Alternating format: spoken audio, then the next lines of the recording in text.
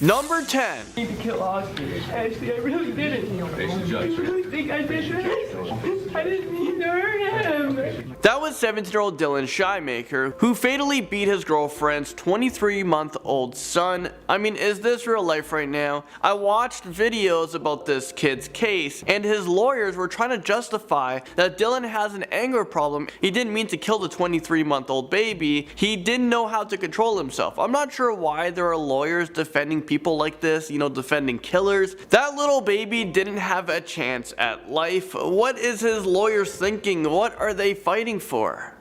But there were other dynamics at work there, including my client's inability to either control his anger or frustration and his inexperience in babysitting. So this took place in Buffalo in the States, and jurors convicted Dylan of second-degree murder. The judge sentenced him to 15 years to life in prison, which is the maximum punishment in Buffalo. Moving into number 9, we have this girl who freaked out after she was given a life sentence. She was hyperventilating, like Slow down, slow down.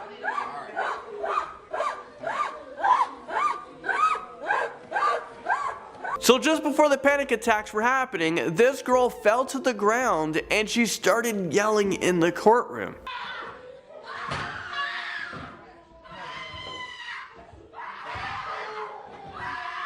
The woman's family was also freaking out.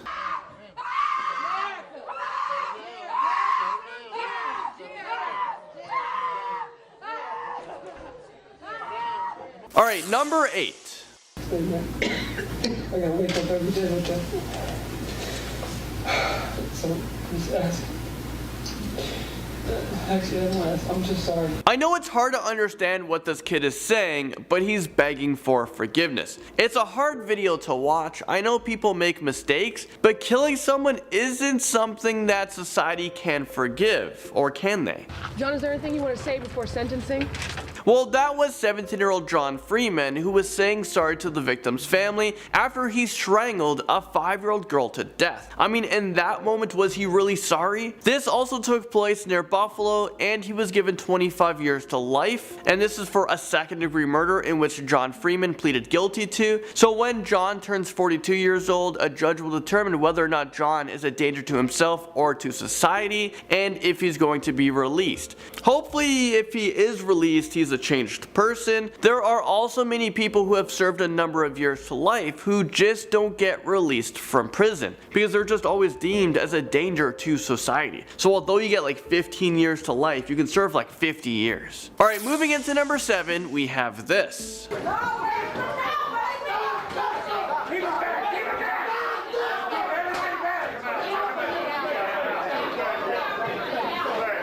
You couldn't see the guy I'm talking about during this part of the video, but who you're about to see is 19-year-old Dexter Johnson, who is 19 years old at the time, so he raged out in court when he was given the death sentence. I guess he has nothing else to lose. This is what this guy looks like. Punishment of death. Ladies and gentlemen of the jury, this is going to complete your jury service. I'm going to meet you in the jury room. All rise. The jurors convicted Dexter Johnson of capital murder. Dexter was involved in a carjacking, robbery, rape, and murder of 23-year-old Maria Paris. Dexter is now 28 years old, and he's still on death row. And right now he does not have an execution date. Although someone is given the death penalty, it takes a very long time to go through the whole process. Do you guys believe in the death penalty? Sound off in the comment section. At number 6, we now have teenager Samantha Grigg, who was charged for murdering a Michigan State University student, Dustin Frolka. Grigg pleaded guilty to unarmed robbery and manslaughter in Frolka's death. The 19-year-old's body was found along I-69 last February. He had been beaten with brass knuckles, robbed. This case just doesn't seem to make sense to me. 16-year-old Samantha at the time decided to plan a kidnapping to rob and kill Frolka. I mean, she's 16. How do you have these thoughts? She had someone help her as well, and that was 18-year-old Tyrell Bredernitz. So the reason why this doesn't make sense, because it does seem like Samantha had a really bright future. She threw it all away. She was actually a lead singer of her band, and she was actually quite good. Singer in a band. Number 5, we have this teenager who, after given his sentencing, turned around and just attacks the people in the first row. I think it was the victim's family.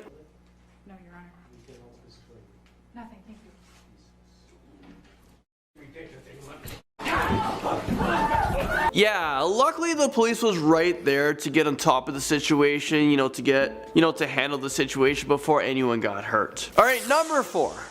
They understand the seriousness of the crime.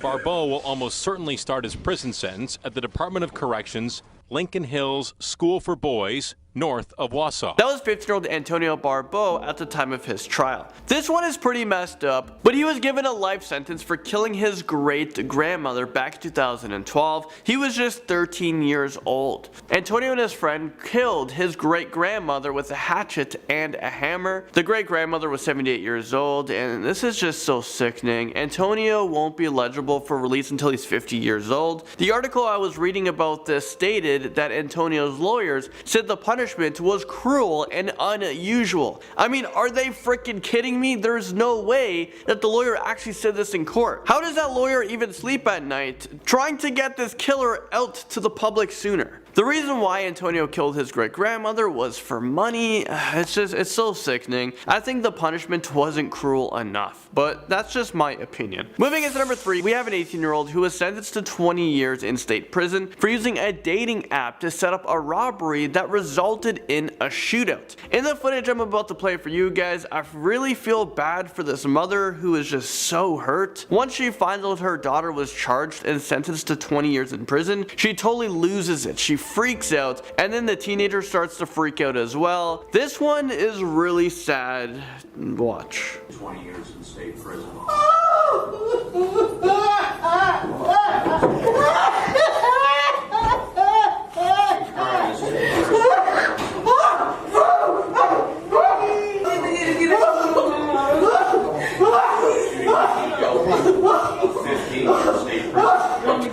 The teenager was then quickly taken out of the courtroom by police officers, and the mother was just left there to cry. She was so heartbroken, and I would be as well if I found out that my kid committed a robbery and guns were used and then they were sentenced to 20 years in prison. It's like you lost them. I'm not sure if she is even able to get out of prison sooner, but she did use a deadly weapon during this robbery that could have resulted in someone losing their life. Do you guys think that 20 years was, maybe too harsh of a punishment for this crime? Alright, number 2.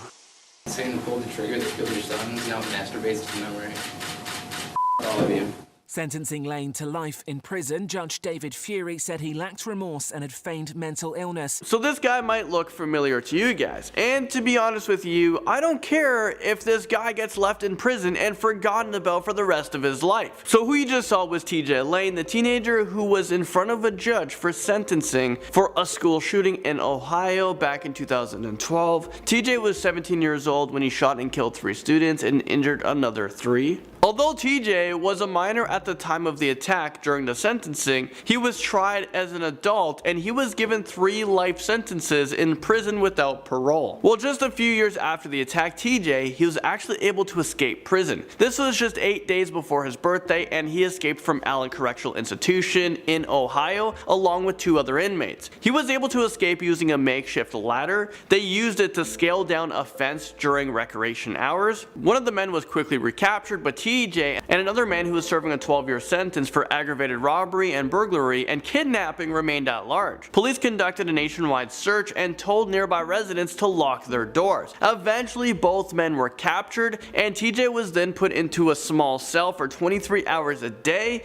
and he stayed there until he awaited for his transfer to a maximum security prison. A prison where hopefully you can't make a makeshift ladder and escape again. And finally, at number 1, we have this scary freakout from a California teenager who was begging to not go to prison.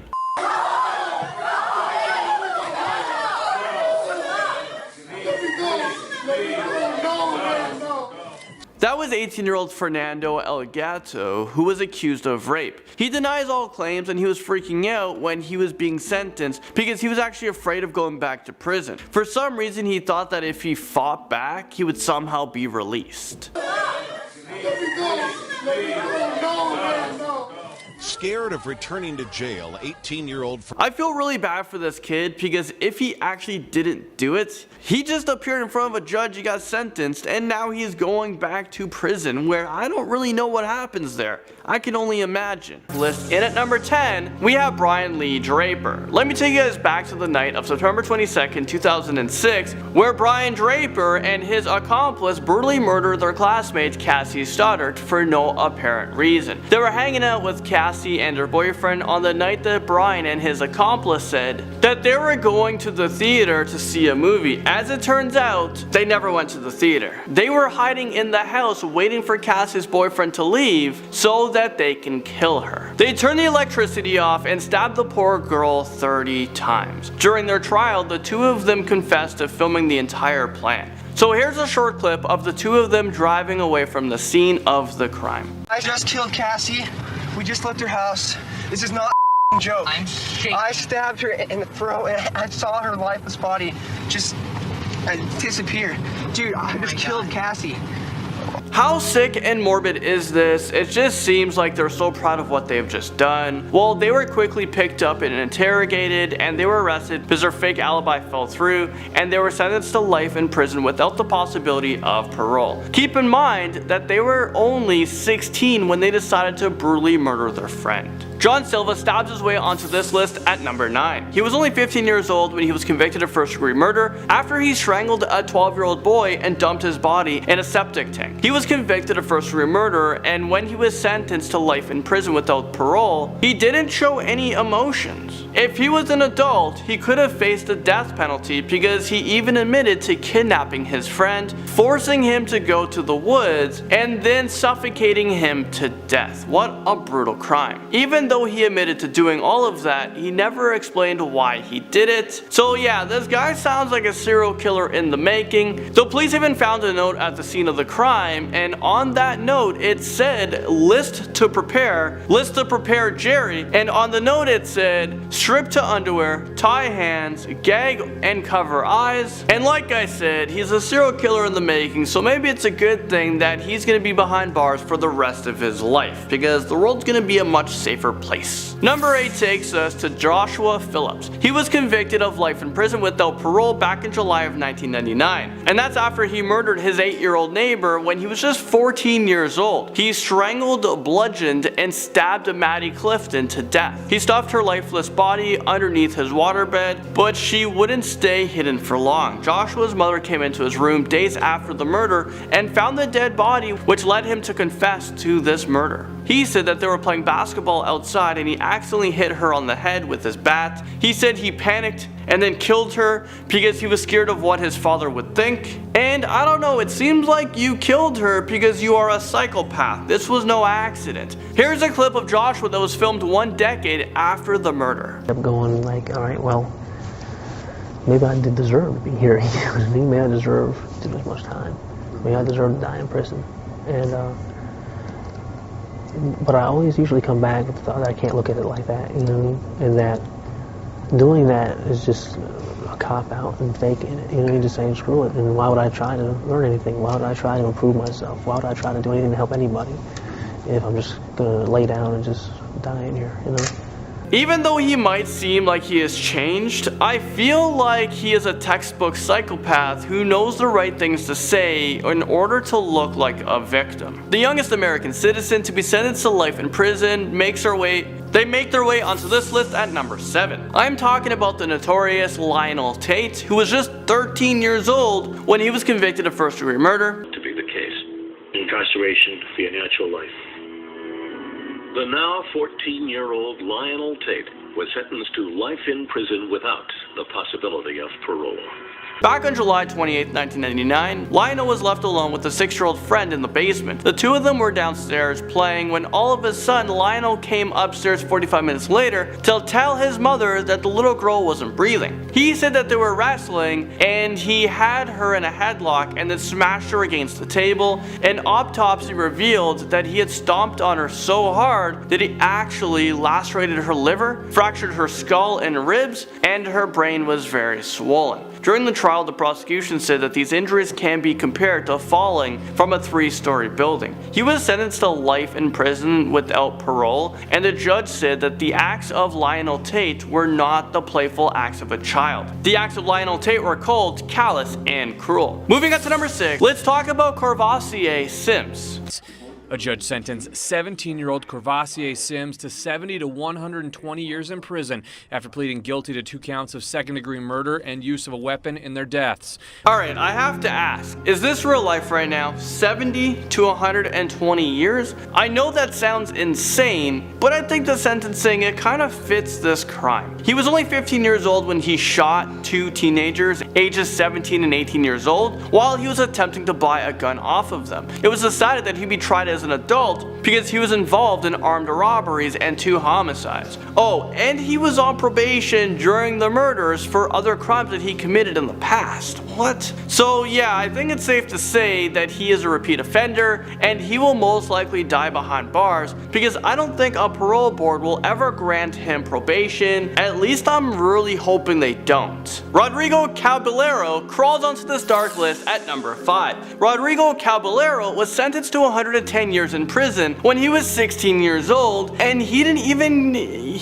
even kill anyone. So how is this possible? Well, the 16-year-old fired several gunshots at 3 other teenagers, where one of them suffered from a non-fatal but serious injury. He was convicted of 3 counts of attempted murder, and each of those charges, they come with a minimum 15-year to life. And the judge also handed him special enhancements onto his sentencing for firing a gun belonging to a gang and greatly injuring one of the victims. When you add up all of these charges, you get 110 years. So technically, he isn't sentenced life to prison without parole. He will be eligible for parole when he's 126 years old, but most likely he is going to be dead before he makes it to his parole hearing. Up next, number 4, we have Gregory Brooks. He was 19 years old when he pleaded guilty to abducting and killing the parents of a former talk show host. Gregory Brooks and his accomplices beat them, stole $50, a rifle, jewelry, and other items, then they locked the couple in a closet. Later, one of the accomplices said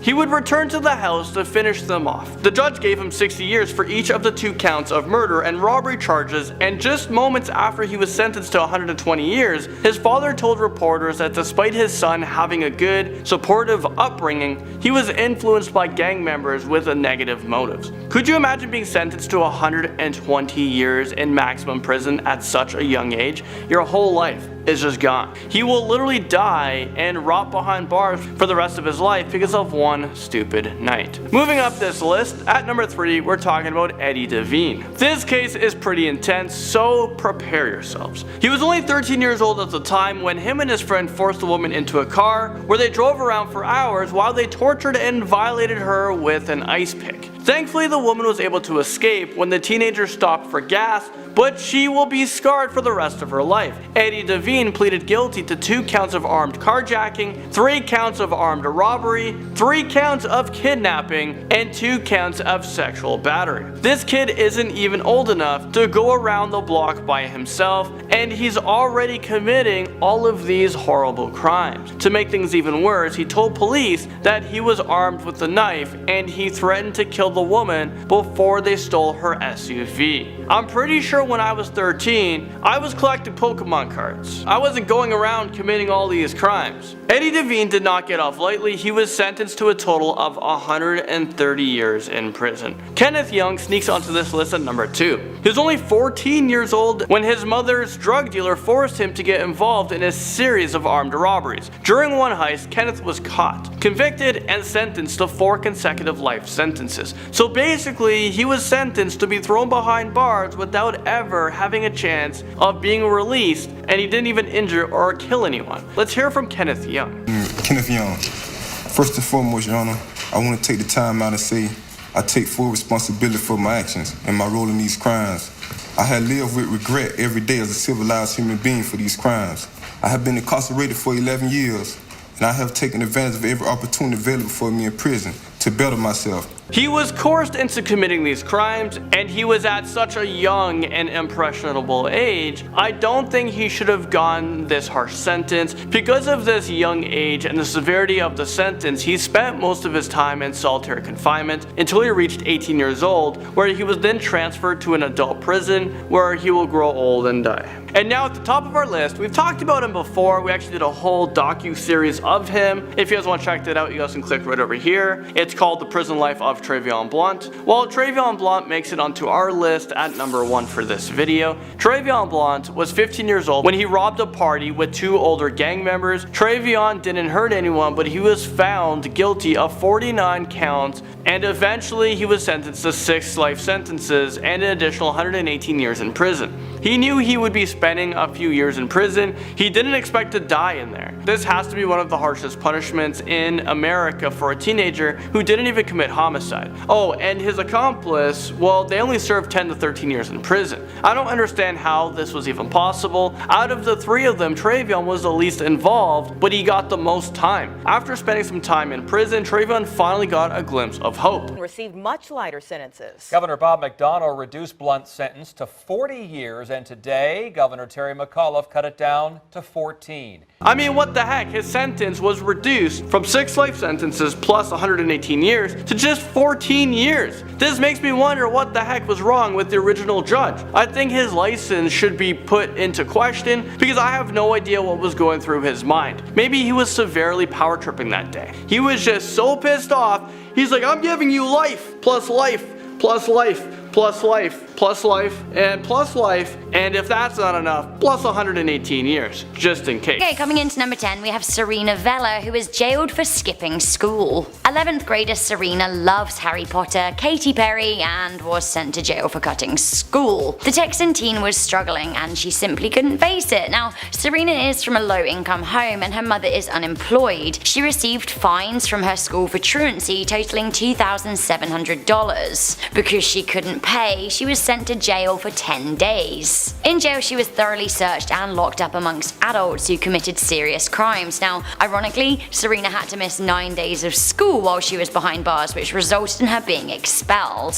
which is really, really sad. What kind of system locks up a teenager for skipping school rather than finding out what is causing the problem? This teenager was arrested and faced 20 years in jail for posting lyrics to a rap song on Facebook at number 9. In June 2013, 18-year-old Cameron D'Ambrosio was arrested in Massachusetts for posting a rap verse on his Facebook page. The aspiring rapper referenced the Boston bombings which happened that year, which a lot of people found very distasteful. They wrote lyrics that went, F a Boston bombing B, wait till you see that shit, I'ma be famous for rapping and beat every murder charge that comes across me. Right. The kid did find fame, but not for rapping, for being thrown in jail for a Facebook post. The teen faced 20 years for making terror threats. Coming in at number 8, we have Gonalo Wilson, who got 10 years for having consensual oral sex with another teenager. In 2005, 17-year-old Gonalo Wilson had consensual oral sex with another teenager at a New Year's Eve party. I guess it happens. The teenage girl was 2 years younger than him at 15 years old.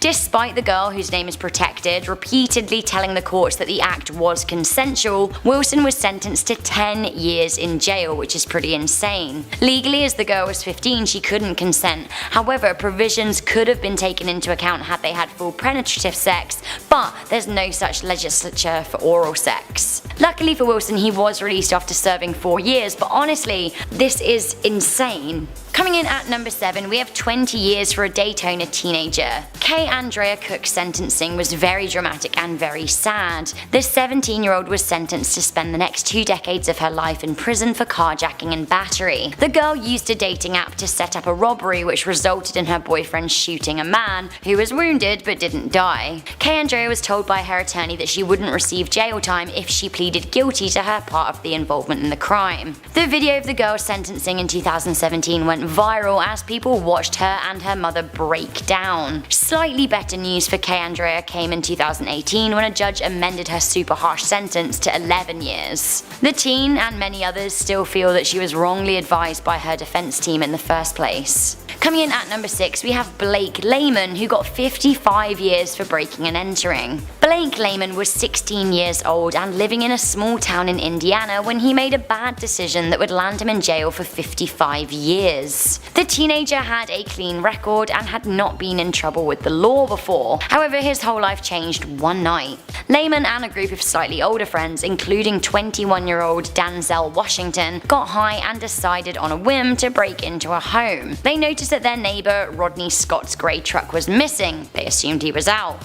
Assuming the coast was clear, they broke into his house, and although they were unarmed and for all intent and purpose, actually it turned out very badly. It seems that Scott was not out, he was upstairs sleeping and he was awoken by the trespassers. In classic America style, he came downstairs with a shotgun and shot at Lehman and Washington. The older boy died from his injuries. Now, Indiana law protected the shooter, Rodney Scott, from culpability in the murder, and instead the teenage boy was charged with felony murder. All Lehman did was foolishly decide to break into a neighbor's home unarmed, but his friend ended up being killed by the neighbor. The blame then fell on Lehman, who was, if we remember, also shot. He was sentenced to 55 years in a prison cell. Coming in at number 5, we have the teen jailed for life for killing her child predator. Cyntoia Brown's case is still ongoing and has received a lot of media attention. In 2004, Cyntoia was served a life sentence aged just 16 for murdering a man in Nashville. Cyntoia killed a 43-year-old man who'd paid to have sex with her. The teenager's childhood was marked by abuse. She was raped and forced into prostitution. Last year, pop star Rihanna spoke up for Cyntoia on social media. She shared a text image saying, "Imagine at the age of 16 being sex trafficked by a pimp named Cutthroat. After days of being repeatedly drugged and raped by different men, you were purchased by a 43-year-old child predator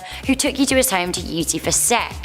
You end up finding enough courage to fight back and shoot and kill him. You were arrested as a result, tried and convicted as an adult, and sentenced to life in prison. This is the story of Cyntoia Brown. She'll be eligible for parole when she's 69 years old." Now, the last I heard, with the support of major celebrities, she is now facing a parole board. Coming into number 4, we have Kenneth Young, who was given 4 sentences for robbery. Kenneth Young received an insane amount of time behind bars for a series of armed robberies he committed in the year 2000. The then 15-year-old had been raised in a low-income neighborhood by a drug-addicted mother. He was told by a 24-year-old crack cocaine dealer, Jacques Bather, that his mother would be killed if he didn't assist him in the robberies. When captured for his involvement in a string of robberies, he was given a shocking and unprecedented 4 life sentences, despite nobody being seriously injured or killed from his actions. In 2011, he went before a judge for resentencing. Instead of releasing the young man who had already served 11 years, his sentence was changed down to 30 years, which I still think is extremely harsh. Coming into number 3, we have Bobby Bostick, who got 241 years for a string of robberies. Like many of the teenagers on this list, Bobby was born in a poor family. Growing up in Missouri, he started smoking and drinking age 10. Age 11, he started stealing cars. In 1995, when he was 16,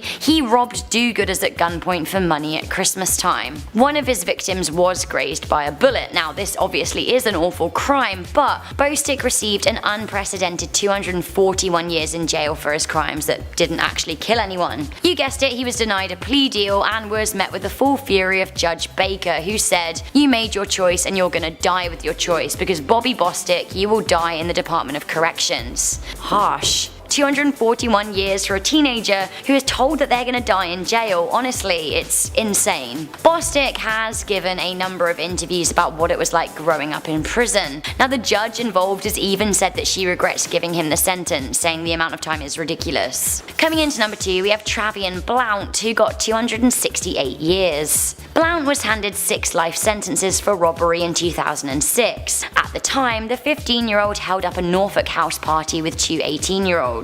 Nobody was harmed and no shots were fired. The teens did steal marijuana and cell phones, as well as a small amount of cash. The jury convicted the teen for 49 separate felonies, and Blount argued he wasn't guilty of all of them. He was given 6 life sentences plus 118 years, totaling 268 years, years, which is outrageously harsh considering that nobody was seriously hurt, let alone killed. Blount fought his case, but his co-defendants got just 14 years as they accepted plea deals, which I think is really unfair. In 2014, he was given a partial pardon with his sentence reduced to 40 years. He still has another 29 years to go, while his co-defendants will be out soon. That's what you get for trying to fight your innocence within a system rooted against you. Finally, at number 1, we have the death penalty given to a girl for killing her rapist. What kind of world are we living in where a man shoots a kid dead and he gets let off for self-defense even when the kid wasn't armed, and across the world a different teenager is sentenced to death for killing a man who repeatedly raped her? It goes to show that the justice system in the United States is just as broken as it is in Sudan, a third world country. Amnesty International were fighting for 19-year-old Noura Hussein Haman's life after she was handed the death sentence by a Sudanese court. The teenager was married against her will aged 16. She refused to consummate her marriage, so her husband got his 2 brothers and his cousin involved to hold her down while he raped her. The next day, he tried to rape her again, but she escaped to the kitchen. As he cornered her, she grabbed a knife and stabbed him, fatally wounding him. She's been in a women's prison awaiting death since 2017.